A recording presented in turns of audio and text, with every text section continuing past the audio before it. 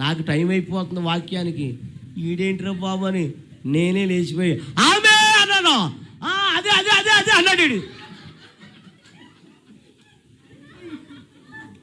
అంటే ఏం జ్ఞాపకం రాలేదు అడిగి. అదే అమ్మా, నేను లేకపోతే సాయంత్రం దాకా అదే అన్నేమో. స్తోత్రం చెప్పండి అమ్మా. సర్లే, అయిపోయింది, వాక్యం అయిపోయింది, ప్రార్థన అయిపోయింది, అన్నీ అయిపోయింది. ఎవరింటికి వాళ్ళు వెళ్ళిపోయారు. ప్రతిరోజు అడుగుతున్నాడు అంట వాళ్ళ ఆవిడని, ఏం చేయమని చెప్పు. ఆవిడంటుంది, నువ్వు నాకు రాదు, నన్ను ఎందుకు ఏడిపిస్తున్నా, నువ్వు చేసుకుంటూ చేసుకో. లేకపోతే ఆడన్నాడంట, ఎన్నాళ్ళు ఊరుకున్నాను కానీ ఈ రాత్రి మట్టికి నేను ఊరుకోనా, నేను చేసిన తర్వాత నువ్వు చేయాలి, నాకు రాదన్నాను. ఏలేమ్మా, ఈ మట్టికి రాత్రి చేయలేదనుకో, నీ ఈపు చెప్పు పర్లా.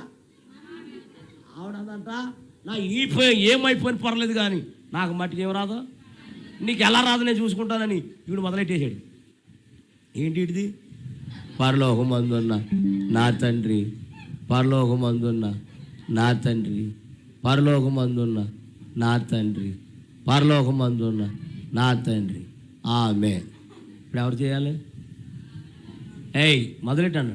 నాకు రాదా ఆగి నీ సంగతి అని చెప్తానని కరెక్ట్గా వచ్చాడు.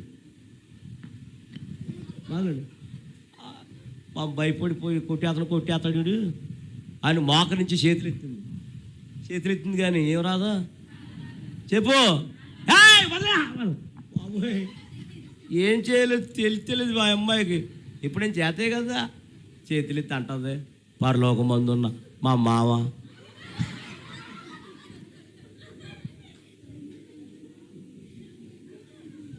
పరలోకమందున్న మా మామ, పరలోకమందున్న మా మామ, పరలోకమందున్న మా మామ, పరలోకమందున్న మా మామ, ఆమె.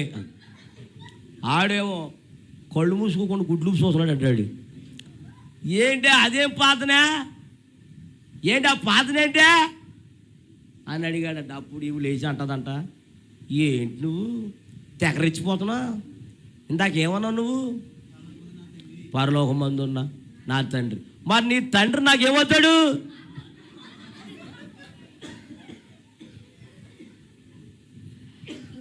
అయ్యగారు కూర్చి ఉండమ్మా, పాపము ఆయన కాదు, కూర్చో పాపం. రోజు వస్తాడండి ఆయన, లైట్గా వస్తూ ఉంటాడు.